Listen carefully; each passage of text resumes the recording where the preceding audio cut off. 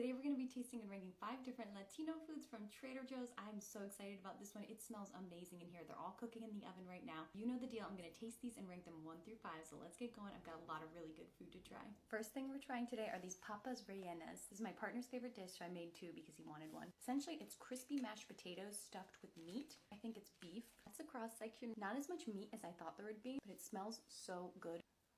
The potatoes aren't as salty as I thought they were going to be, but the crisp on the outside is just incredible. I get a bigger taste of that meat on the inside. It's spiced really nicely. It almost tastes like a shepherd's pie. I know that's strange. Same concept, meat, mashed potatoes. I'm really surprised at the amount of crisp you were able to get on this. I made these in the oven. My only qualm with this is that there's not enough meat on the inside. This looks like there's a ton of it, but as you can see here, there isn't really a lot of meat. And the potato just tastes like mashed potatoes, so it doesn't have a ton of seasoning on it. So you really want a lot of that meat on the inside. I really like this. I just wish that there was more. Let's try the next one. Next up, we're trying this salsa verde chicken enchiladas. They don't look amazing, but you know that I don't judge by looks. We want to see what it tastes like. My mouth is literally watering. Okay, that's actually quite delicious. Holy moly, I need another bite. I love the salsa verde. It gives it such a brightness. I don't think I've ever had enchiladas with the salsa verde on top, but they usually have that red sauce.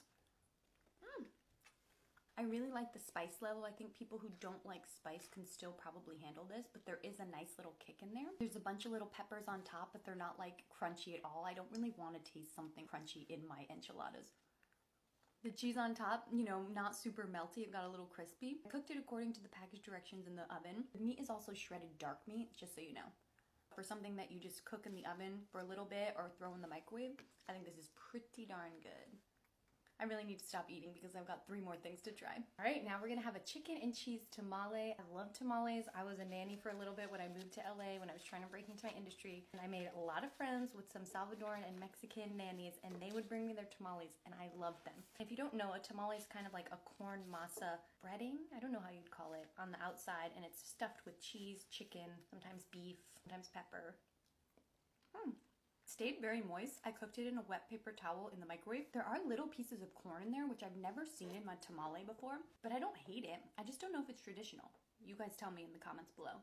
This is not bad. I mean, it doesn't taste like the homemade tamales I've had. Those kind of just like melt. Like they don't have this like rougher texture. They're usually a little bit more tender than this. I think the flavors are there.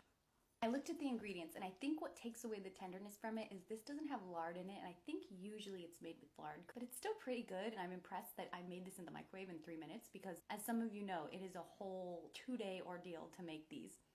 But I still have 2 more things to try, so let's see what those ones taste like. Next up, we have these crispy potato and poblano